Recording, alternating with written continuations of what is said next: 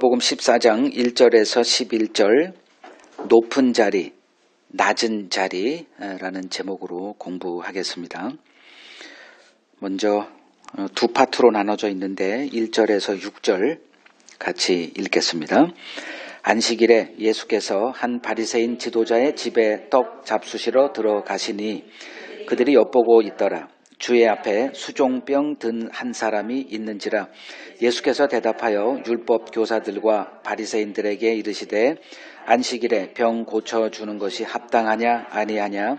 그들이 잠잠하거늘 예수께서 그 사람을 데려다가 고쳐 보내시고 또 그들에게 이르시되 너희 중에 누가 그 아들이나 소가 우물에 빠졌으면 안식일에라도 곧 끌어내지 않겠느냐 하시니 그들이 이에 대하여 대답하지 못하니라. 주님께서 한 바리새인의 식사 초대를 받으십니다. 근데 1절에 보니까 예수님을 식사 초대한 그 바리새인이 그냥 바리새인이 아니라 바리새인의 지도자다. 이제 이렇게 얘기를 합니다. 그러니까 그는 바리새인들 가운데 매우 영향력 있는 어떤 사람, 지도자급에 있었던 어떤 사람이라는 것을 알 수가 있습니다. 주님이 그의 집에 이제 방문했을 때 1절 끝에 보니까 그들이 엿보고 있더라. 엿보고 있더라가 뭔가 봤더니 이제 2절에 그 클루가 나와요.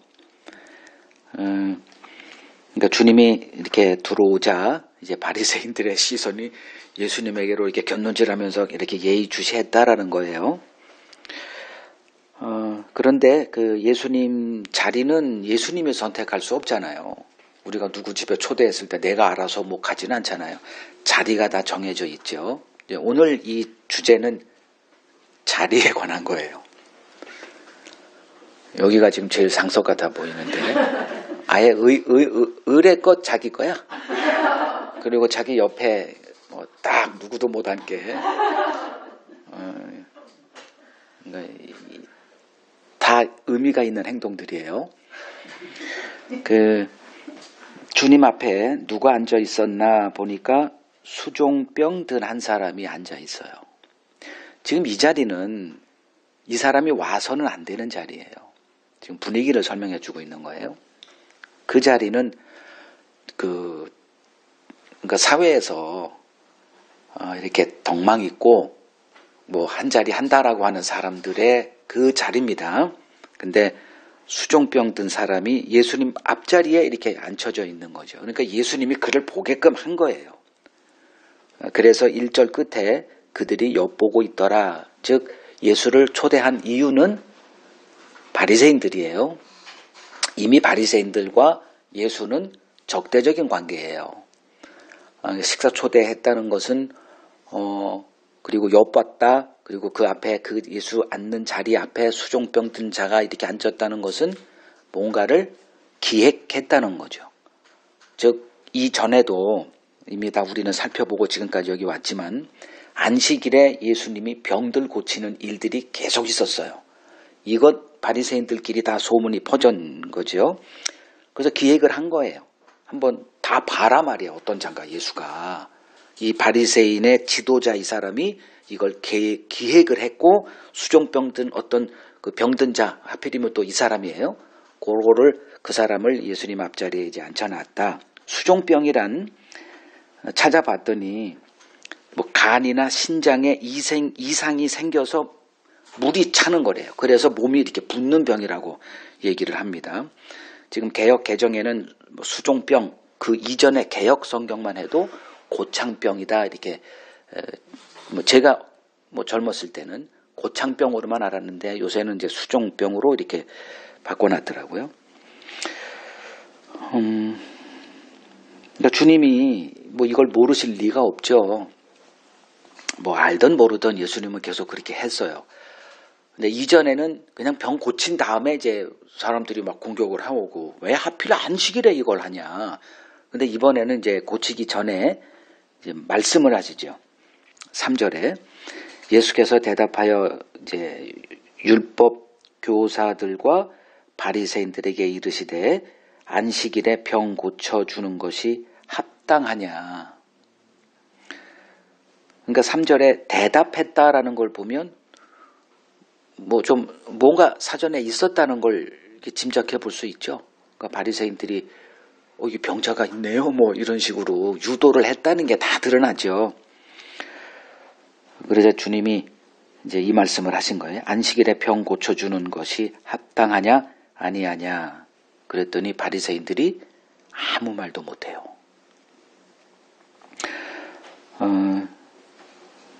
그러자 주님이 그 병자를 뭐 늘 했던 식으로 이제 고쳐주신 후에 그들에게 너희 중에 누가 아들이나 소가 우물에 빠졌다면 그게 안식일이라 할지라도 내려가서 끌어내서 구원해내지 않겠느냐. 이 말을 이제 하시는데 6절에 보니 그 바리새인들 가운데 대답하는 자가 한 명도 없어요. 자, 그들이 예수님의 이 말씀에 아무 말도 하지 않았던 것은 이 말이 틀렸다면 반박했겠죠. 근데 아무 말도 안 해요. 이것은 그들의 본능이 예수님의 말에 공감했다는 거죠. 그건 맞아. 근데 아니라고 할 수 없어. 또 그렇다고 할 수도 없고. 그러니까 이들은 지금 뭐에 매여 있어요? 그러니까 율법이라기보다는 그 율법으로 내려온 종교적 전통이다 할 수 있죠. 그들의 관행. 그러니까 율법이라 말해도 뭐 틀렸다는 게 아니라 그 율법을 어떻게 보느냐에 이제 달려 있는 거 아니에요? 그러니까 양심으로는 무엇이 옳은지를 우리들이 알아요. 그런데 그것을 옳다 말하지 못하며 그 죽어있는 전통과 관행들에 순응하며 굴복하며 살아가는 것이 인간의 연약함입니다. 그 옳은 것을 옳다 말하면 어떤 꼴을 당할지 우리가 아는 거예요. 이 바리새인들도 이제 그러한 것에 이렇게 매여서 살아가고 있는 모습을 이제 볼 수 있습니다. 이제 오늘 그 주제를 넘어가죠. 7절에서 11절 같이 읽겠습니다. 청함을 받은 사람들이 높은 자리 택함을 보시고 그들에게 비유로 말씀하여 이르시되 내가 누구에게나 혼인잔치에 청함을 받았을 때에 높은 자리에 앉지 말라. 그렇지 않으면 너보다 더 높은 사람이 청함을 받을 경우에 너와 그를 청한 자가 와서 너더러 이 사람에게 자리를 내주라 하리니 그때 내가 부끄러워 끝자리로 가게 되리라. 청함을 받았을 때에 차라리 가서 끝자리에 앉으라. 그러면 너를 청한 자가 와서 너더러 버치어 올라 앉으라 하리니 그때야 함께 앉은 모든 사람 앞에서 영광이 있으리라. 무릇 자기를 높이는 자는 낮아지고 자기를 낮추는 자는 높아지리라.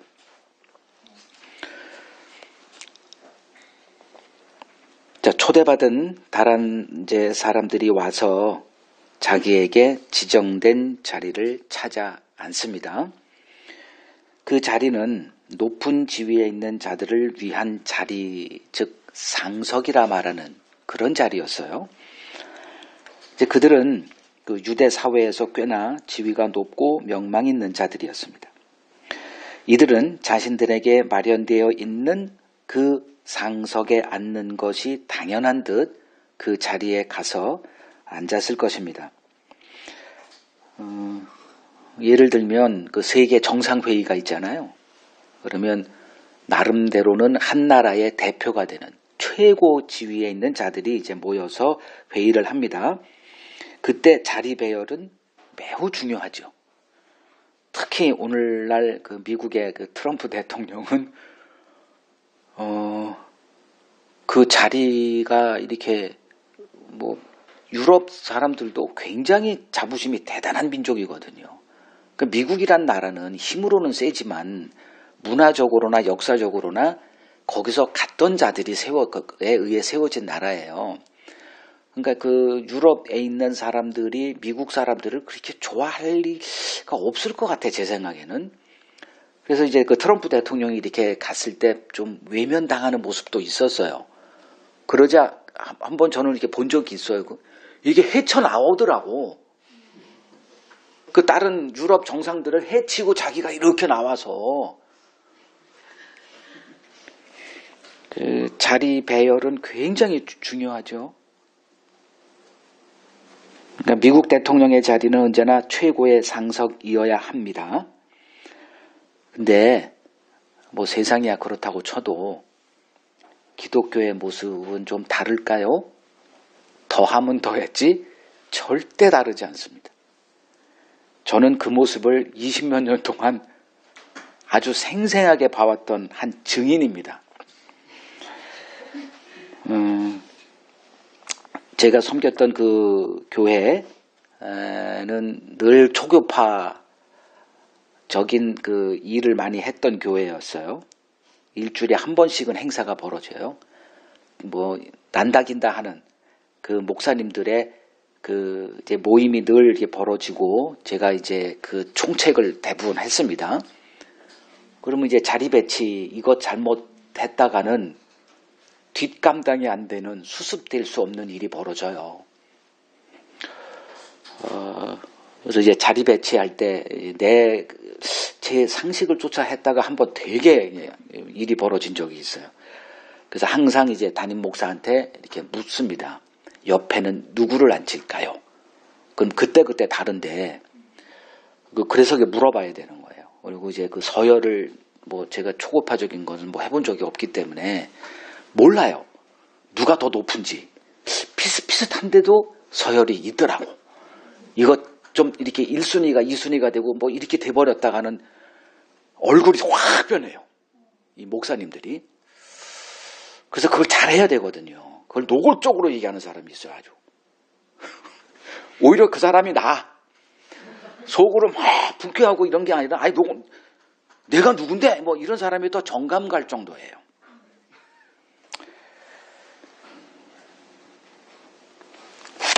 총회장의 자리는 달라야 됩니다. 의자도 달라야 돼. 그 자리 배석에 실수하는 날이면 이제 뒷감당이 안 되는 일이 벌어집니다. 자리는 그냥 자리로 끝나는 게 아니에요. 그 자리에 앉는 사람의 그 지금 지난 날의 삶이 다 담겨져 있는 거예요. 여러분 앞으로 어떤 자리 배석할 때 이런 것 좀 알고 하셔야 됩니다. 이거 모르고 했다가 마음 상하는 일이 벌어지거든요. 자, 이 모습을 이제 한참 예수님께서 이렇게 지켜보신 거예요. 그리고 입을 열어 말씀하십니다. 내가 누구에게나 혼인잔치에 청함받았을 때 높은 자리에 앉지 마. 그렇지 않으면 너보다 더 높은 사람이 나중에 청함받아서 등장했을 때 너와 그를 청한 자가 와서 너더러 이 사람에게 자리를 내주라 하리니 그때 내가 부끄러워 끝자리로 가게 될 거야. 이렇게 말씀하세요. 그리고 청함받았을 때 차라리 가서 끝자리에 앉아.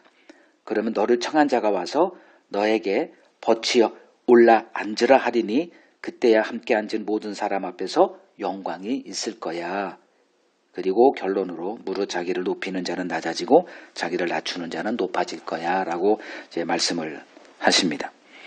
자, 높은 자리에 앉지 말라. 이유는 딱 하나예요. 더 높은 사람이 등장하게 될 때 너 그 자리에서 끌려 내려와 쫓겨나 저 말석에 앉게 되는 일 때문에 그렇습니다. 여기서 높은 사람이란 누구를 말할까요? 재림의 주 예수님을 말합니다.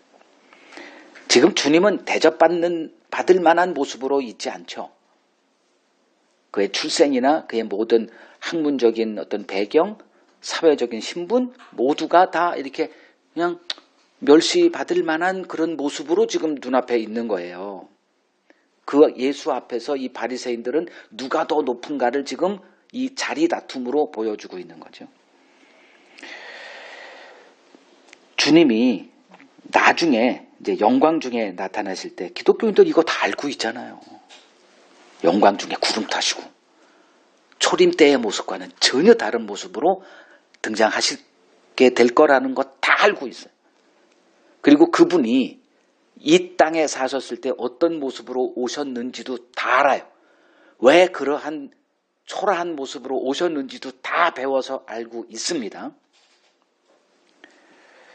주님이 영광 중에 다시 오실 때 스스로 자신을 높은 자리에 합당한 자라 생각했던 모든 자들이 그 자리에서 쫓겨나는 수치를 당하게 될 것입니다. 이 세상은 높은 자리를 탐하는 곳이에요. 그 자리에 앉기 위해 어떤 것도 마다하지 않습니다. 그러나 하나님의 관점으로 보면 그 어느 누구도 높은 자리에 앉아 있을 자는 없다. 이게 하나님의 관점이에요. 모든 인간은 하나님의 심판을 받고 멸망당할 자들 뿐입니다. 지금 주님을 초대한 사람은 바리새인이었습니다. 이때 그의 집에 초대받은 자들 역시 바리새인들이었습니다. 그들은 당시 유대 사회에서 높은 지위를 갖고 있는 자들이었습니다. 그들은 자기 스스로 다른 사람들과 다르다는 차별의식 가운데 자신들을 높은 자로 간주하고 있었습니다. 이들이 예수님 앞에 나타나 자기들에게 정해져 있는 그 상석을 당연한 듯 찾아 앉는 모습을 보이고 있는 것입니다. 이들이 예수가 누군 줄 알았더라면 이런 일 할 수 있었을까요? 예수가 누군지 모르고 있기 때문에 서로 높은 자리를, 즉 상석을 탐하는 그러한 모습을 보여주고 있었던 것입니다. 바리새인들은 하나님의 심판 아래 놓여 있는 자신들의 실상을 보고 있지 못합니다. 자신들이 벌레보다 못한 자라는 것을 보기는커녕 상석을 당연히 여기며 남들을 멸시하며 살아가고 있었습니다. 이들은 하나님의 엄중한 심판의 칼날이 자기 코앞에 놓여 있음을 전혀 보지 못하고 있습니다. 그들을 향해서 주님께서 8절에서 11절, 방금 우리가 봤던 그 말씀을 선포하신 것입니다. 우리들 역시 이러한 바리새인들과 하나도 다르지 않습니다. 우리들 모두 상석의 자리를 탐하고 있는 자들입니다. 내게 주어질 마땅한 그 상석이 주어지지 않을 때 불쾌해합니다. 그 상석에 앉기 위해서 내가 한 노력이 자꾸 눈에 아른거려요. 이러한 일이 한국 교회에 매일 벌어지고 있습니다. 목사들의 권위는 하늘을 찌릅니다. 자신들에게 마땅한 상석이 주어지지 않을 때 분노합니다. 문제는 이들이 지금 예수를 선포하고 있다는 데 있습니다. 천국에 비어있는 자리는 하나뿐입니다. 그 자리는 이 땅에서 가장 낮은 삶을 살았던 자를 위한 자리입니다. 그분이 바로 예수님이십니다. 예수님은 하나님의 아들이셨습니다. 그러나 스스로 하나님과 동등됨을 취하지 않으시고 인간의 몸으로 낮아지셨습니다. 벌레보다 못한 우리를 구원하기 위해 스스로 낮은 자리로 내려오신 분이 예수님이십니다. 천국은 우리가 대접받는 곳이 아닙니다. 대접받아야 할 분은 그리스도 한 분뿐입니다. 우리는 천국과 상관이 없는 자들입니다. 천국은 그 무엇을 해서 얻어지는 나라가 아니기 때문입니다. 단지 그리스도 안에서 택함 받은 자라는 것 하나 때문에 천국을 상속받은 자가 된 자들이 우리들입니다. 우리는 천국에 예약된 자들입니다. 그래서 천국이 어떤 곳인지를 알아야 합니다. 그곳은 그리스도의 낮아짐을 배운 자들의 나라입니다. 그리스도를 배웠다면 이 땅에서 상석을 주장하는 삶은 살 수가 없습니다. 그리스도를 배웠다면 상석을 구하는 것이 아니라 섬김의 자리를 구하는 자들로 변화되어야 마땅합니다. 결코 받을 수 없는 너무나 큰 대접을 그리스도 안에서 받았기 때문에 이제 그 은혜를 나누는 자로 남은 삶을 낮은 자의 자리에서 살게 된 자들이 우리들입니다. 이 섬김의 자리를 알지 못한다면 그는 예수를 아는 자가 아닙니다.